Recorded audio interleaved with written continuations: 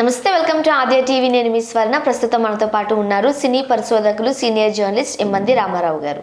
నమస్తే అండి రామారావు గారు. నమస్తే. రామారావు గారు, ఉపాసన గారు చాలా కూల్గా ఉంటూ ఉంటారు. పెద్దగా బిజినెస్ పరంగానో లేకపోతే వేరే పరంగానో వార్తల్లోకి మీడియాలోకి వస్తారు, కానీ పర్సనల్ లైఫ్గా పెద్దగా రారు. ఆమె పెద్దగా మాట్లాడరు కూడా. బట్ ఆమె మొన్న ఒక కమెంట్ చేశారు, ఒకటి రామ్ చరణ్ అంటే నాకు చాలా ఇష్టం, బట్ ఆయన జోలికి ఎవరైనా వస్తే కూడా నేను అంతే సీరియస్ అవుతాను అని ఒక మాట అన్నారు. ఏం చెప్తారు? ఇక్కడ ఒక విషయం చెప్పాలి. ఒకానొక సందర్భంలో సుమ గారు చాలా కామెడీగా ఒక ప్రశ్న అడిగారు. మీరు మీ నాన్నగారికి భయపడతారా లేదా మీ శ్రీమతికి భయపడతారా అనే ప్రశ్న వేశారు. అందులో అంతకంటే తెలివిగా సమాధానం చెప్పాడు రామ్ చరణ్. మా నాన్నగారు మా అమ్మగారికి భయపడతారు, నేను మా నాన్నగారిని ఫాలో అవుతున్నాను అన్నాడు. చాలా ముచ్చటగా చెప్పాడు సమాధానం. ఇక్కడ టోటల్ ప్రాపర్టీ కానీ గ్రిప్ అంతా ఉపాసనదే. ఉపాసన మామూలుగా చిరంజీవి గారితో పోల్చుకున్నట్టయితే, ఆయన ప్రాపర్టీతో పోల్చుకున్నట్టయితే ఉపాసన పెద్ద జమీ మాట. ఆల్మోస్ట్ ఆల్ 1000 కోట్ల ప్రాపర్టీ ఉన్నటువంటి వ్యక్తి ఆవిడ. ఇదే కాకుండా ఒక డైరెక్ట్గా కంపెనీలు చూసుకోవాలి, అపోలో కంపెనీలు హాస్పిటల్ చూసుకోవాలి, దాని రొటేషన్ చూసుకోవాలి. 1000 కోట్ల హాస్పిటల్ కనుక ఆవిడ మేజర్ డెసిషన్స్ అన్ని కూడా ఉపాసన తీసుకుంటుంది.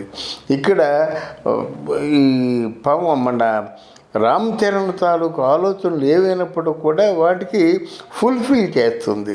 ఇప్పుడు ట్రూ జెట్ అనే విమానాలు ఉందనుకోండి, ఆ విమానం కొనేస్తుంది. కాకుండా కంపెనీ పెట్టుకుంటే విమానాలు నడిపిస్తావా, కమాన్ చెయ్యి అంటే ఏమిటి, ఆయన అడిగింది కాదనలేదు. తర్వాత పవన్ కళ్యాణ్ అంటే రామ్ చరణ్కి పంచప్రాణాలు కనుక ఎస్ పవన్ కళ్యాణ్ కదా, నీకెంత ప్రాణం నాకు అంతే ఇష్టడు అని చెప్పేసి పవన్ కళ్యాణ్కి కావాల్సినటువంటి ఏ విధమైనటువంటి సహాయం చేయాలన్నా తను ముందుంటుంది, తను సహాయం చేస్తుంది. ఏ సహాయం చేసింది అన్నది బయటికి తెలియదు, అదొక గొప్పతనం. మూడోది, ఇక్కడ రామ్ చరణ్ తాలూకు సిస్టర్స్ ఇద్దరున్నారు. చిరంజీవి వాళ్ళ సిస్టర్స్ని ఎలాగైతే చూసుకున్నాడో, రామ్ చరణ్ తాలూకు సిస్టర్స్ని కూడా ఉపాసన అలాగా చూసుకుంటుందన్నమాట. అందువల్ల ఆవిడలో సభ్యత సంస్కారాలు చాలా ఉన్నాయి. అయితే ఇటీవల ఏమిటంటే రామ్ చరణ్తో కలిసి ట్రావెల్ చేయడం వల్ల ఎవరైనా, ఇప్పుడు సహజంగా సినిమా ఫీల్డ్ అంటే ఏముంది, వస్తారు, షేక్ హ్యాండ్ ఇస్తారు, హగ్ చేసుకుంటారు, ఇంకేదో చేస్తారు. ఆ సినిమాల్లో కూడా రంగస్థలం సినిమా ఉందనుకోండి, లిప్ కిస్ పెట్టారు ఎవరు, సమంత. అది చూడగానే ఏం చేసింది, ప్రాణం తీసేస్తా అని చెప్పింది. అలాగే ఎవరైనా కొంచెం ఆయనతో బాగా సన్నిహితంగా ఉంటే కొంచెం వారలేనితనం. అలాగే ఒకసారి ఎవరు అనసూయ, ఆయన ఆర్టిస్ట్తో ఒక డే అవుట్ ప్రోగ్రాం పెట్టిందన్నమాట. అక్కడ వీళ్ళు అవుట్ ఆఫ్ ది వే వెళ్ళి మాట్లాడుకున్నారు. అవుట్ ఆఫ్ ది వే అంటే అంటే యాజ్ ఆవిడేదో రామ్ చరణ్ని మనస్ఫూర్తిగా ఇష్టపడుతున్నట్టు, మనకి తప్పుడు మాటలు ఎందుకు మనం మాట్లాడడం, మనస్ఫూర్తిగా ఇష్టపడుతున్నట్టు. రామ్ చరణ్ కూడా అనసూయని మనస్ఫూర్తిగా ఇష్టపడుతున్నట్టు ఏదో అనుకున్నారు. ఆ తర్వాత ఏం చేశారంటే, మామూలుగా చిరంజీవి గారు 1-2 సార్లు ఏమండి అనసూయ గారు అని పలకరించడం జరిగింది, బెదిరించడం జరిగింది. అప్పుడు ఉపాసన గారు మాత్రం ఇంకొకసారి కానీ ఇలాంటి పిచ్చి పిచ్చి సంబంధాలు, పిచ్చి పిచ్చి మాటలు మాట్లాడినట్టయితే మర్యాద దక్కదని అనౌన్స్ చేయడం జరిగింది, చెప్పడం జరిగింది.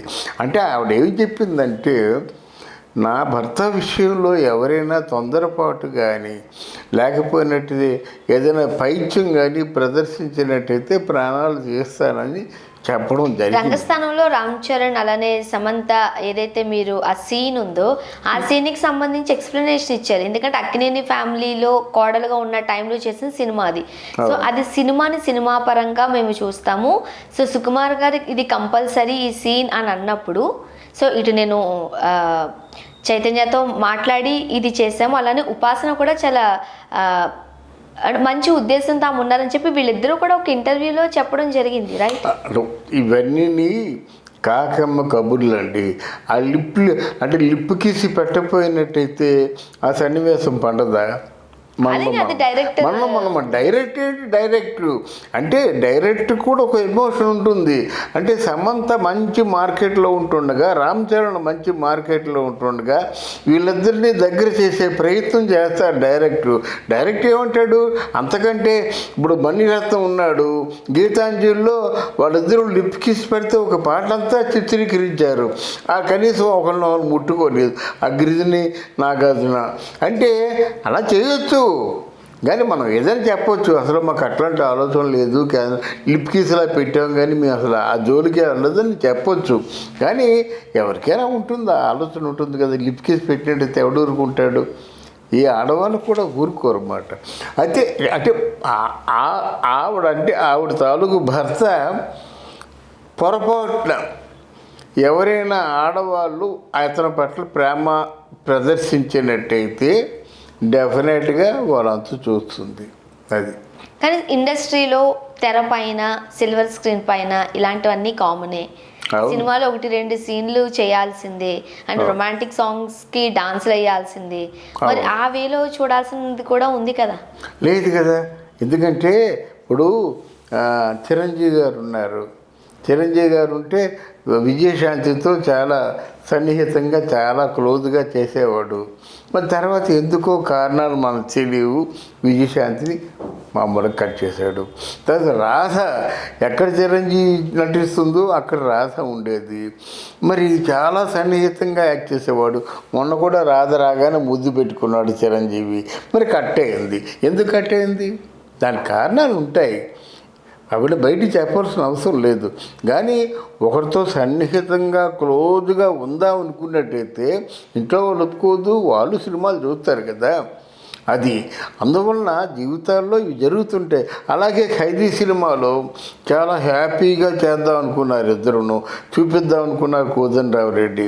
మరి ఖైదీ సినిమాలో మాధవ్ ఎందుకు రిజెక్ట్ చేసింది?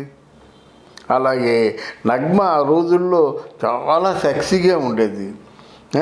మరి నగ్మ చిరంజీవి యాక్ట్ చేసిన సినిమాలో మరి చిరంజీవి తాలూకు అంటే ఆ కెమిస్ట్రీకి ఎందుకు నగ్మ రిజెక్ట్ చేసింది?